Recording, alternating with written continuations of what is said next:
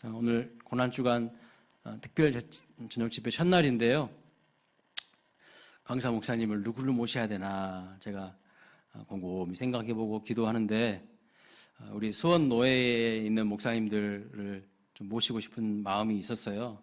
근데 잘 모르잖아요. 제가 수원 노예 목사님들 아직은 잘 몰라요. 그런데 전에 우리 성남제일교회에서 사역할 때에 우리 개기영 목사님, 오늘 오신 목사님이 저랑 10년 동안 같이 한 교회를 섬겼거든요. 근데 이 목사님은 너무나도 말씀도 잘 전하시고 또 찬양 인도도 너무 잘하시고 은사가 너무 많으신 목사님이에요. 그래서 우리 교회 오셔서 말씀 전해주실 때 큰 은혜가 있겠다 그런 생각을 하게 되었습니다. 이제 부목사님이시긴 하지만 어느 교회 목사님 못지않게 말씀을 탁월하게 잘 전하시는 목사님이시고요. 또 기도의 인도나 찬양 인도도 너무 잘하시고 또 뭐 레크레이션이라든가 이런 것도요 너무나도 탁월하게 잘하시는 목사님이셔요. 그러니까 제가 너무 부러운 목사님이에요. 가진 은사가 달란트가 너무 많은 목사님, 참 좋은 목사님이십니다. 우리 개기영 목사님 나오셔서 말씀을 전하실 때 큰 은혜 받는 시간 되시기를 바랍니다. 예, 우리 나오실 때 목사님 나오실 때 크게 박수로 환영하도록 하겠습니다.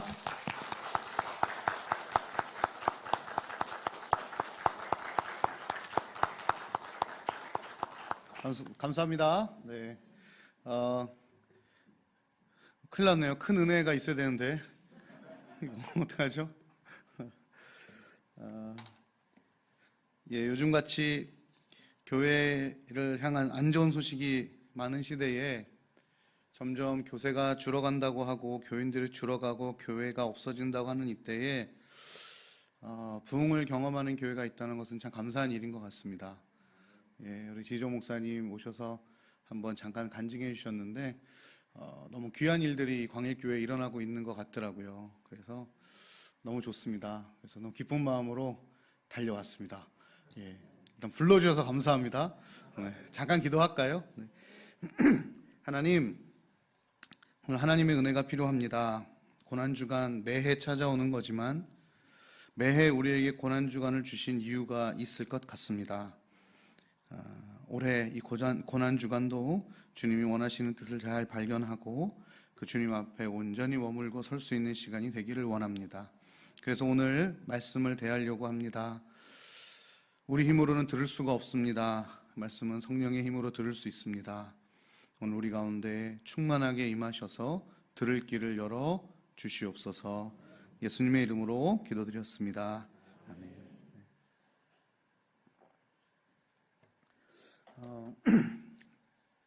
예수님은 범죄하신 적이 없어요. 그래서 오늘 말씀도 그는 죄를 범하지 아니하시고 라고 시작을 합니다. 그의 입술에 당연히 거짓도 없습니다. 그럼에도 불구하고 그는 십자가에서 처참하게 고통당하며 죽음을 당하셨습니다. 그는 근본 하나님의 본체이시나 그분과 동등됨으로 취할 것으로 여기지 아니하시고 오히려 자기의 형체를 비워 종의 형체를 가져 사람들과 같이 되었고 사람의 모양으로 나타나셨음에 자기를 낮추시고 죽기까지 복종하셨으니 곧 십자가에 죽으심이라 하는 말씀을 따라 동일하게 움직이셨습니다. 하나님이셨지만 낮추고 낮추셔서 예수님은 모든 것을 그 아버지께 의탁하셨어요. 심지어 죽기 전에 자기 영혼까지도 하나님께 의탁하심을 저희가 볼 수 있습니다. 우리는 고난주간 첫날 오늘 저녁을 맞이했습니다. 이번 한 주간 주님께서 이루 말할 수 없는 고통과 고난을 당하시게 됩니다. 그래서 우리는 이 한 주간을 고난주간으로 지정하고 주님의 고난을 묵상하며 그 고난에 함께 동참하기로 결정을 한 것이죠.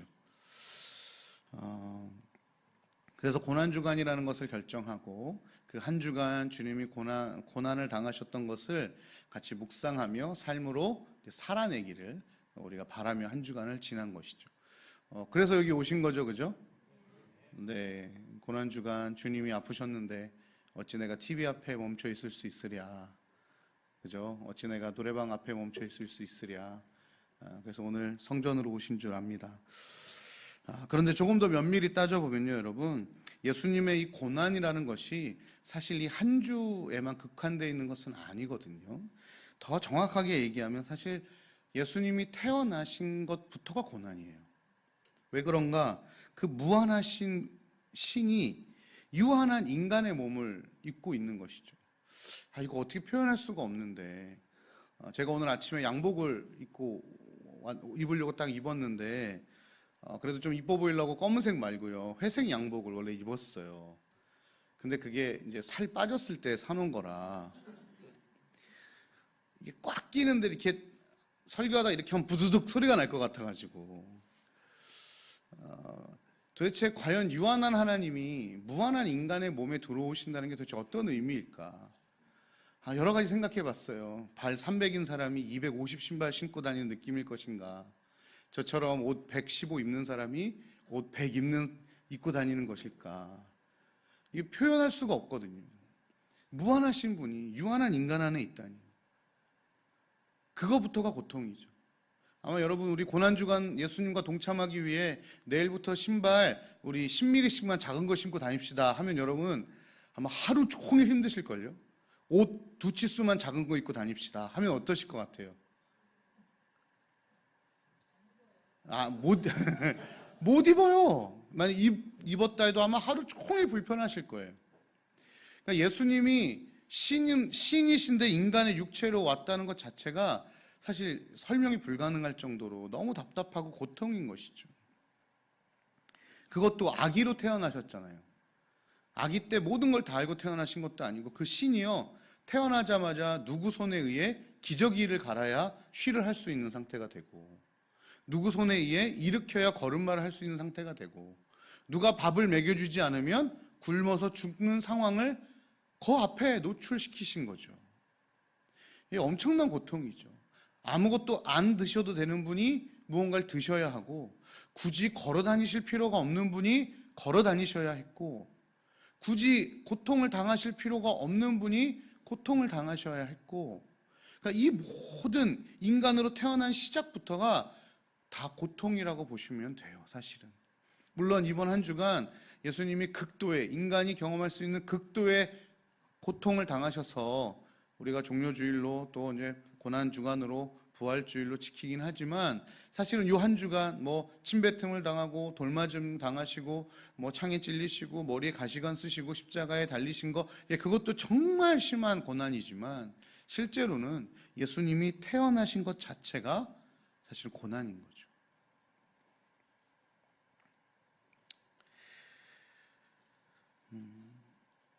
특별히 이 한 주간에는 육체적인 고난뿐만 아니라 인간적인 고통과 영적인 고통을 동반하셨죠.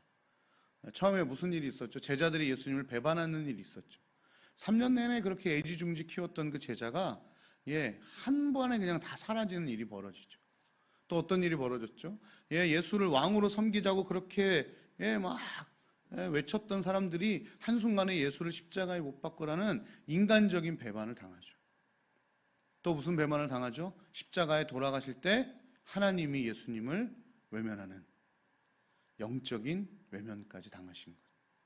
그래서 예수님이 십자가에서 나의 하나님 나의 어찌하여 나를 버리시나이까. 누군가는 그 얘기 하시더라고요. 그래서 흑암이 가득하고 바위가 터져나간 이유가 뭐냐면, 하나님이 그 외면하는 마음을 이겨내지 못하셔서 하늘을 구름으로 덮으셨고, 그 답답하고 안타까운 마음이 바위를 터지게 한 것이 아닌가. 어쨌든 간에 예수님은 하나님께도 외면을 당하셨죠.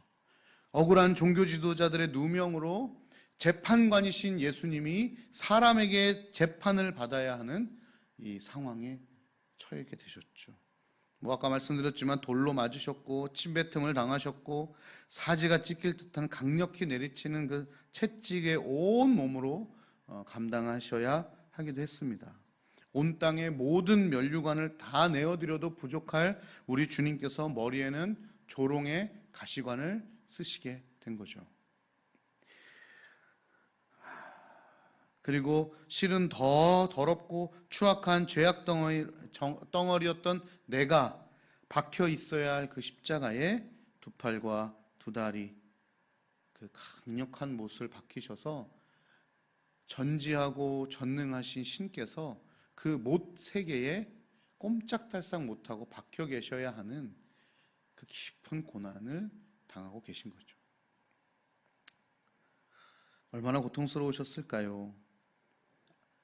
인간적인 배반, 그것도 너무 사랑했던 제자들의 배반, 거기에 하나님까지 외면을 하시는 그 절대절명의 그 외로움.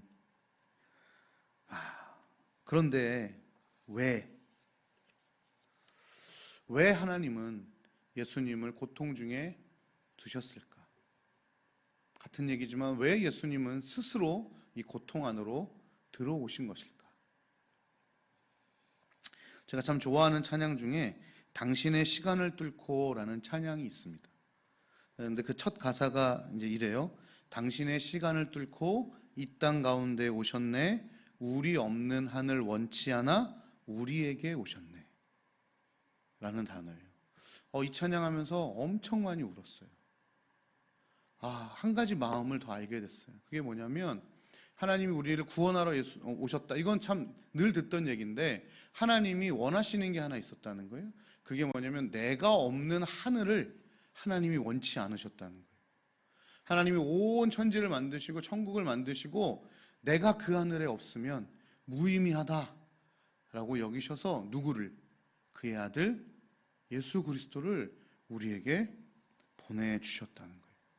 하나님이 예수님을 이 땅에 보내신 이유가 봤지 내가 이렇게 위대해, 내가 이렇게 대단해, 내가 너네 이렇게 사랑해 막 이런 거 뭐 내세우고 나타내시려고 한 게 아니라 우리가 없는 하늘, 우리가 없는 천국을 원치 않으셔서 하나님이 우리와 영원히 함께 있고 싶으셔서 그만큼 우리를 사랑하셔서 그 마음으로 예수 그리스도를 이 땅에 보내셨고 죽이셨고 그렇게 우리가 거할 수 있는 하늘의 처소를 만드셨고 우리와 함께 하고 싶으셨던 그 마음이 있었던 거예요. 다시 얘기하면 하나님에게 여기 계신 우리 광일교회 성도님 한 분이라도 천국에 없으면 그 천국은 의미가 없다는 거예요. 옆에 분들에게 인사하세요.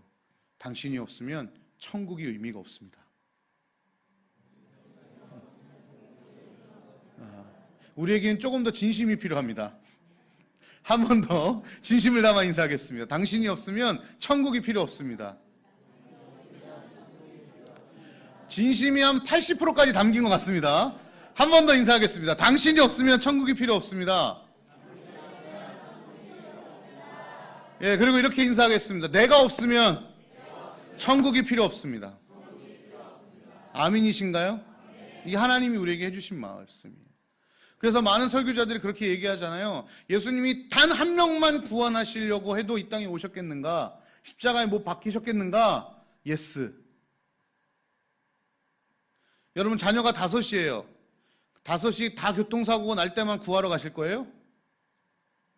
말도 안 되잖아요. 한 명이 교통사고 나도 뛰어가겠죠. 이게 부모 마음이잖아요. 예수님도 같은 마음이에요. 여러분 단 한 명도 천국에 올라가지 못하는 일이 없도록.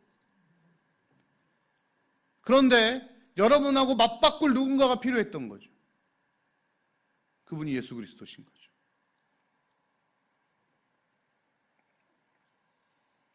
그게 하나님의 목적이셨던 거예요. 그게 이유셨던 거예요. 예수 그리스도를 우리와 바꾸신 거예요. 그걸 우리는 대속이라고 표현하죠. 대신 예수님이 갚으신 거예요. 예수님과 나를 맞바꿨다. 말도 안 되는 일이에요. 마치 죄인 바나바와 예수님을 바꿨던 사건처럼 그렇게 말도 안 되게 하나님이 나와 예수님을 바꾸신 거예요. 우리 그 성경 보면서 이 사람들 진짜 나빴다 이런 생각 하셨잖아요. 어떻게 예수님하고 죄인 바나바를 바꿀 수가 있어?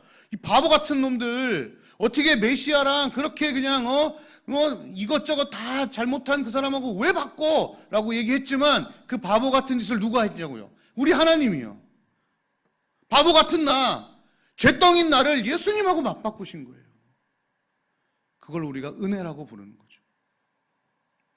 그렇게 내가 아니라 예수님을 십자가에 못 박으셨던 거예요. 그렇게 내가 아니라 예수님에게 모든 죄의 짐을 다 짊어지게 하신 거예요. 그렇게 내가 아니라 예수님에게 모든 형벌을 다 지우셨던 거예요. 그래서 내가 아니라 예수님을 처참하게 비참하게 죽게 만드신 거예요.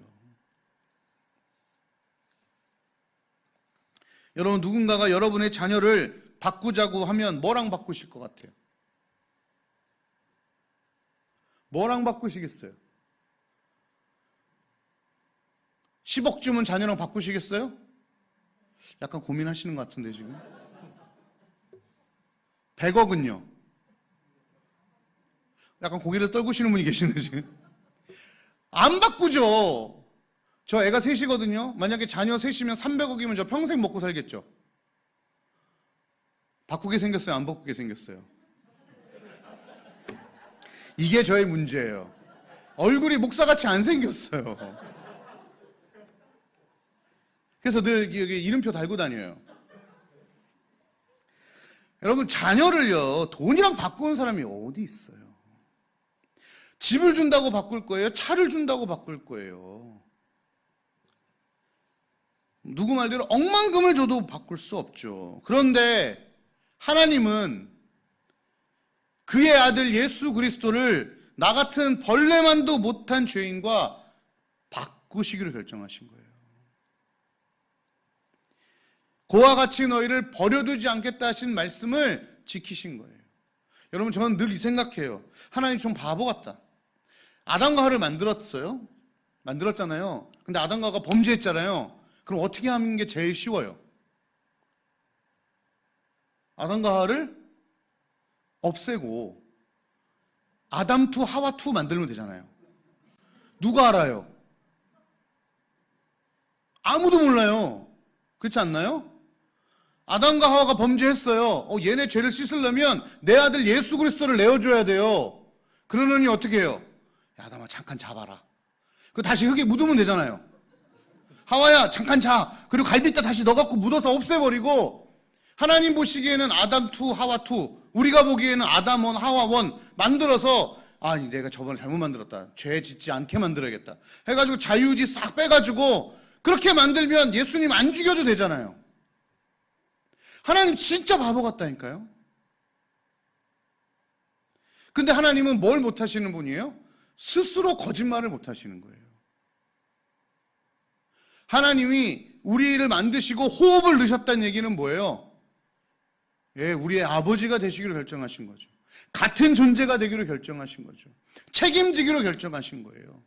여러분, 자녀를 낳았다는 건 뭐예요? 낳고 알아서 살아라 그런 부모가 어디 있어요? 자녀 낳았으면 그 다음에 어떻게 해요? 길러야죠. 자녀가 잘못하면 누가 책임져요? 부모가 책임져야죠. 하나님 그거 하신 거예요. 싹 없애버리면 되는데 아담과 하와를 그런 존재로 만드시지 않은 거예요. 아담과 하와를 진짜 인격적인 존재로 대하셨어요. 그러니까 죽이지 못하고 어떻게 하기로 결정하신 거예요? 책임지기로 결정하신 거죠. 저희 둘째 아들이 있는데요, 좀 과격해요. 애들을 때리고 댕겨요. 전화가 와요, 부모님한테서. 누구누구 아버지시죠? 네. 저희 둘째 이름 여준인데 여준이가 아기를 때렸어요. 누가 사과해요? 왜 저한테 전화하세요? 여준이한테 전화해야지. 이런 부모가 어디 있어요? 있어요, 없어요? 없죠? 뭐라 그래요? 죄송합니다. 다시는 그런 일 없도록 하겠습니다. 책임 누가 지는 거예요? 부모가 지는 거예요. 하나님이 인간을 만들어 놓으시고 뭐 하시기로 결정하신 거예요? 끝까지 책임지기로 결정하신 거예요. 그래서 여러분 기뻐하십시오. 하나님이 여러분을 끝까지 책임져 주세요. 그 끝이 어디예요? 죽을 때까지가 아니고 영원까지.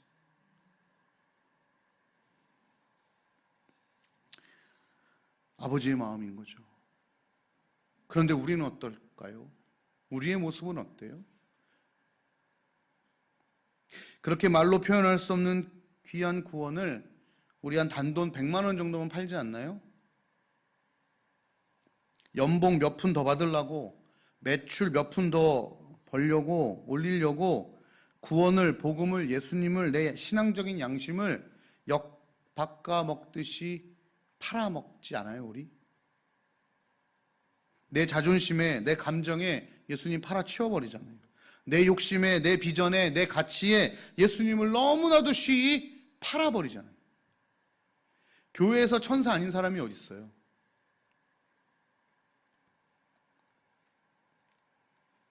오늘 예배는 어떻습니까? 오늘 이 예배를 드릴 수 있는 이유가 무엇입니까?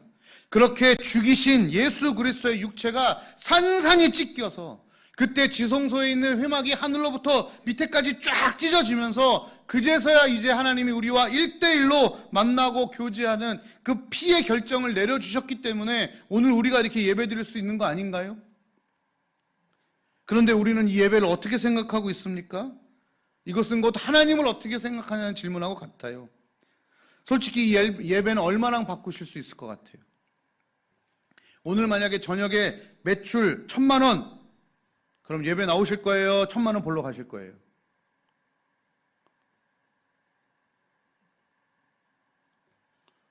청년들에게는 되게 현실적인 얘기죠. 청년 사역하면서 제일 많이 듣는 고민 상담이 그거예요. 목사님, 회사 2개가 됐습니다. 한 곳은 주일에 나가요. 연봉이 4,500 된답니다. 한 곳은 주일 안 나가요. 그 대신에 연봉이 3,500 정도 돼요. 어디로 가야 됩니까? 그럼 어디 가실 거예요? 아들이 그러면 어디 보내실 거예요?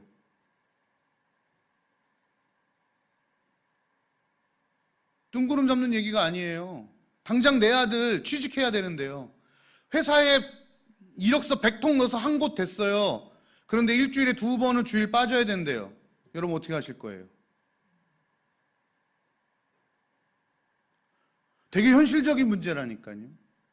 우리가 하나님을 어떻게 생각하고 있느냐 하는 문제죠. 뭐 주일날 가게를 열어라 열지 마라 지금 이런 얘기하고 있는 게 아니에요. 내가 하나님을 어떻게 생각하고 있는가. 그렇게 하나님께서는 우리를 생각해서 그의 아들 예수 그리스도를 그렇게 처절하게 죽이셨는데, 그래서 내가 구원을 얻었는데 이 벌레 같은 내가 사람 굿이라면 살고 있는데, 그런데 나는 하나님한테 지금 어떤 마음을 가지고 살고 있냔 말이죠.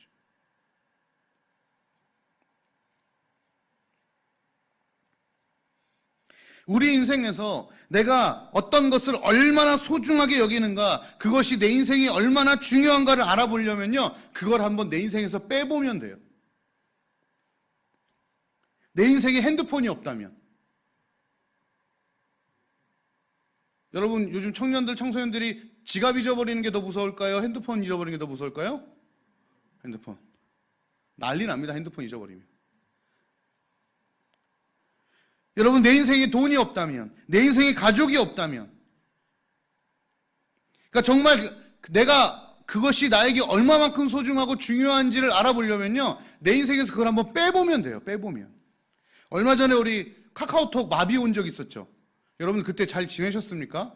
저희 택시기사 하시는 분은 매출이요 15%밖에 안 나왔대요. 이거 톡 못 받아가지고요. 이거 콜 받아야 가는데 그냥 예전처럼 차 운전하면서 손님 받아가지고요, 그거 마비됐을 때 전체 매출의 15%밖에 안 나왔대요, 그날. 여러분 교육자들 얼마나 힘들었을까요? 순장님들한테 카톡 하나에 자 몇 시까지 오세요 보내면 되는데 문자로 80통 120통 보내야 되잖아요. 그건 좀 귀찮은 일이죠. 가게 카카오페이 안 돼서 결제 못하고, 택시 못하고, 금융 안 되고, 하루 한 이틀 정도 나라가 마비가 됐어요. 그래서 정부에서 이 카카오톡은 개인 회사 거잖아요. 그런데 무슨 정책을 만들어야겠다고. 만약 카카오톡이 이번처럼 또 한 번 일이 있어서 멈추면 나라 차원에서 무언가 다른 대체품을 만들어야 된다고까지 정책적으로 나간 거예요. 왜? 온 국민이 카카오톡을 쓰고 있는데 그게 마비가 되니까 온 나라가 마비가 돼버린 거예요. 그 카카오톡이 우리 인생 가운데 얼마나 중요하게 들어왔는지를 알 수 있는 거죠. 우리 대한민국에 얼마나 중요한 위치인지를 알 수 있는 거죠. 자, 그러면 우리도 한번 한 가지 상상을 해봅시다. 만약 우리 인생에 하나님이 없어진다면 여러분은 뭐가 불편하십니까?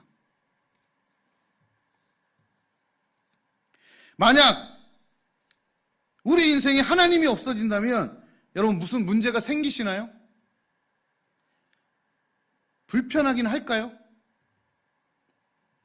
하나씩 짚어볼까요?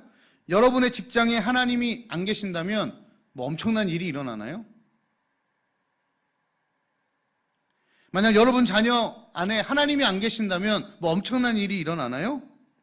여러분의 재정과 통장 잔고에 하나님이 안 계신다면 무슨 일이 벌어집니까? 여러분의 학업과 여러분의 미래에 하나님이 안 계신다면 무슨 일이 벌어지는 거예요? 당장 내일 나의 삶에 하나님이 계시지 않는다면 여러분은 불편하십니까? 한번 생각해 보세요. 아까 말씀드렸잖아요. 하나님, 제일 중요한 것 같은 걸 내 인생에 빼보면 안다고. 자, 하나님을 내 인생에 쫙 빼보세요. 만약 아무 일도 안 일어난다. 그럼 심각한 거죠. 그죠? 내 인생에 하나님을 다 뺐는데 내 인생에 아무런 일이 안 일어나. 그럼 나는 하나님 말고 지금 다른 걸로 살고 있다는 거잖아요. 선풍기가 돌아가요. 코드를 뺐는데 선풍기가 계속 돌아가요. 그럼 이 코드랑 선풍기가 상관이 있는 거예요, 없는 거예요? 없는 거죠. 내 인생에 하나님을 빼요. 근데 내 인생은 잘 돌아가요. 그럼 내 인생하고 하나님하고 상관이 있는 거예요, 없는 거예요? 그래서 여러분의 인생에서 한번 하나님을 빼보시라고요. 아무 일도 안 일어난다? 이거 충격적인 일인 거예요.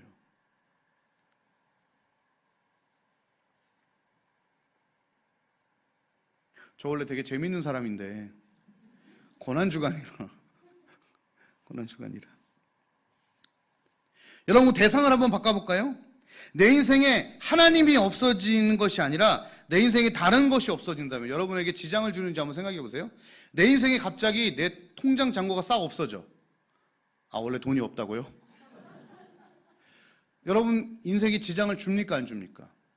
주죠. 만약 여러분의 인생에 집이 없어져 버렸어요. 여러분 인생에 지장을 줘요 안 줘요? 주죠. 여러분의 인생에 직장이 없어졌어요. 여러분 인생에 지장을 줘요 안 줘요? 줘요.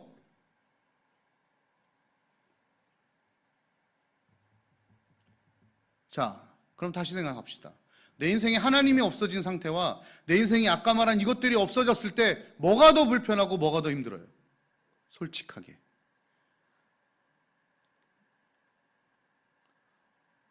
이게 우리 현실이라고요. 하나님을 아버지라 예수를 그리스도라 부르고 내가 그분 위에 인생을 다 걸겠다고 내 생명 주님께 드리리 찬양하고 내 모든 것 다 주님께 드리겠습니다 고백하고 나는 주님의 것입니다 고백하고 이제는 내가 사는 것이 아니오 오직 내 안에 그리스도께서 사시는 것입니다라고 고백하지만 막상 내 인생을 딱 까놓고 보면 하나님을 빼도 아무 일이 안 일어날 수 있다는 거예요. 여러분 충격인 거죠. 중요한 건 아무도 충격을 안 받으신다는 게 충격인 거죠.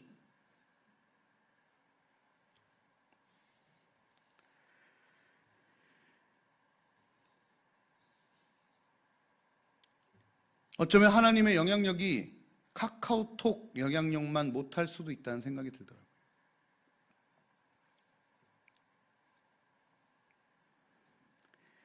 그만큼 우리가 하나님을 소중히 여기고 있지 않다는 안타까운 현실을 말해주고 있는 것인 것 같습니다.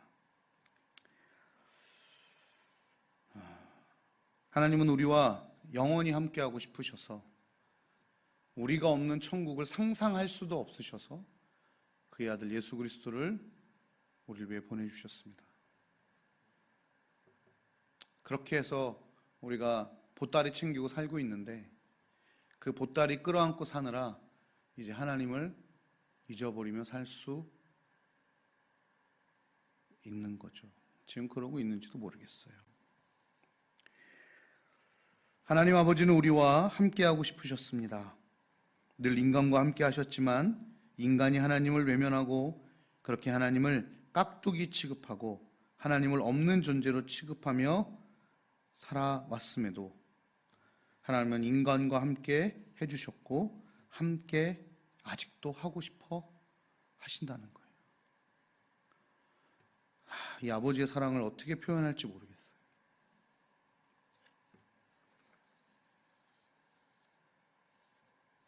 오죽하면 그래서 우리에게 눈에 보이는 하나님의 아들 예수 그리스도를 보내주셨잖아요. 그리고 예수님이 죽으셔야만 했기에 육체의 한계가 있기에 우리랑 영원히 함께 하셔야 되는데 그래서 예수님이 돌아가신 후에 우리에게 성령 하나님을 보내주셔서 이제 영원히 함께 할 수 있도록 또 우리를 도우셨죠. 우리는 알지도 못하고 보지도 못했던 성령님을 우리에게 보내주신 거예요. 세상 속에 고와 같이 버려진 인생이 되지 않게 하시려고 이 일들을 준비하고 실행하신 것입니다.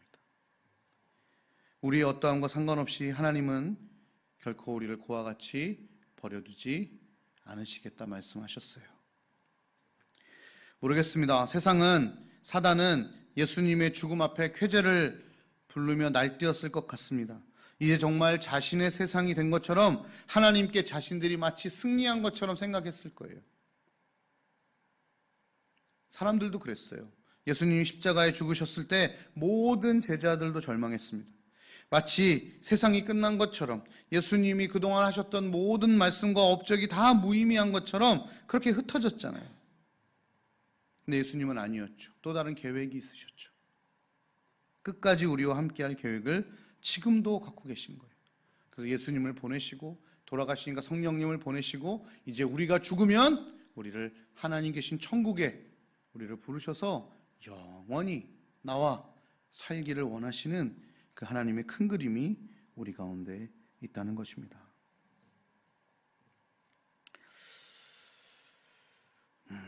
아까 찬양 가사로 다시 한번 돌아가려고 해요. 우리 없는 하늘을 원치 않으셨던 분이 우리 하나님이십니다.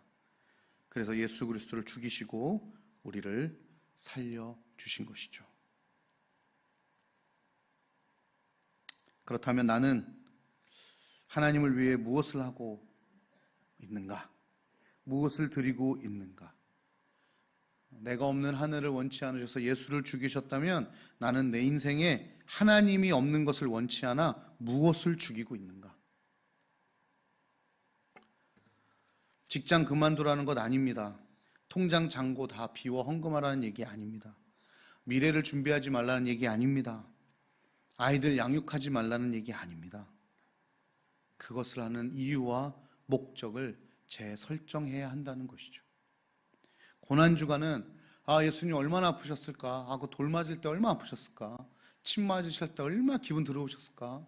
십자가 달릴 때 얼마나 아프셨을까?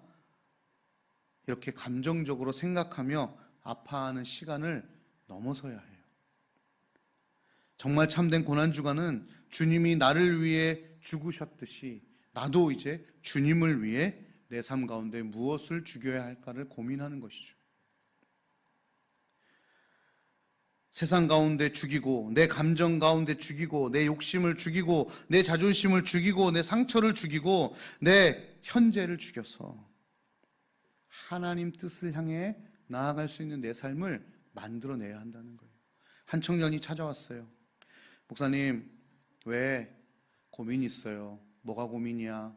그 친구가 외국계 아주 좋은 기업을 다니고 있었어요. 너무 좋아했어요. 아침에 헬스 가면 헬스비 나오고요. 영어 학원 가면 영어비도 나오고요. 여행 가면 여행 비용도, 그런 회사가 있어요?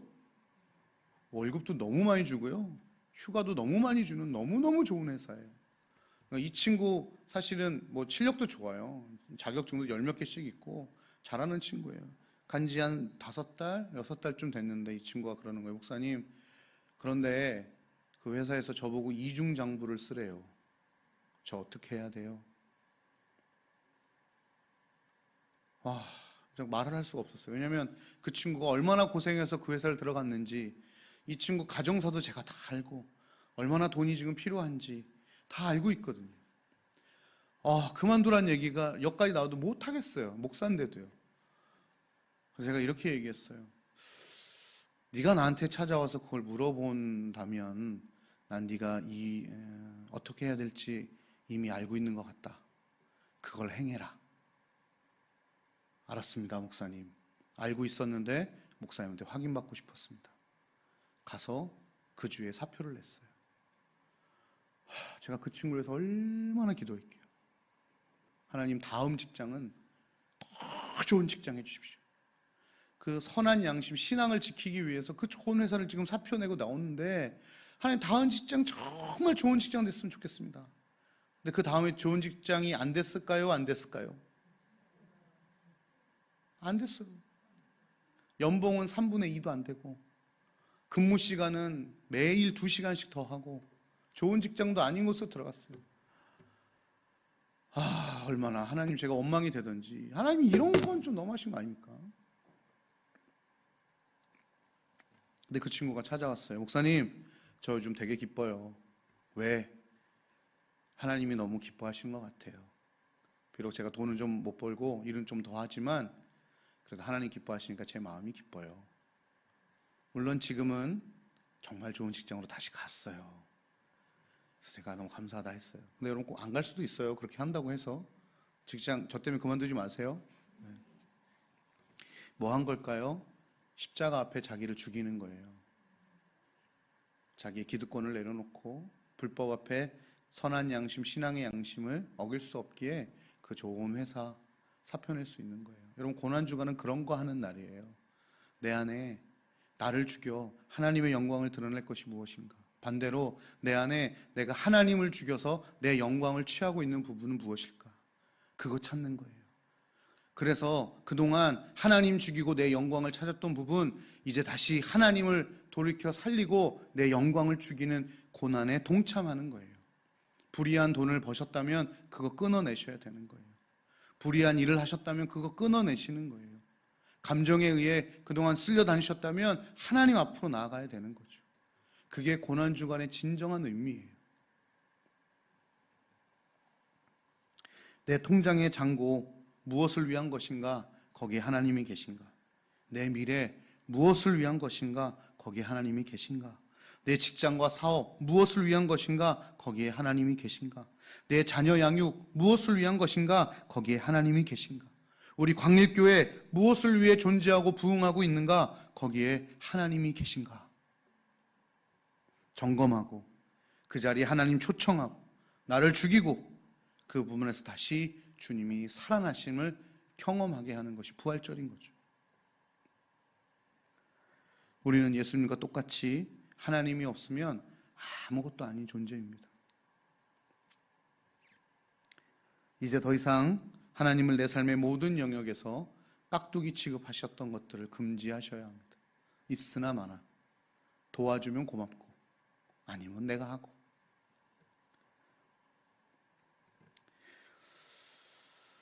한 주에 갑자기 모든 것이 바뀔 수 없죠. 그래서 하나하나 내 삶 가운데 하나님 없는 부분들을 찾아내는 거예요. 한번 빼보시면 되잖아요. 이제 방법 알려드렸잖아요. 한번 거기서 하나님을 빼보세요. 아무 일이 없다? 그런 문제가 있는 거죠. 그리고 그 속에 하나님을 초청하는 거예요.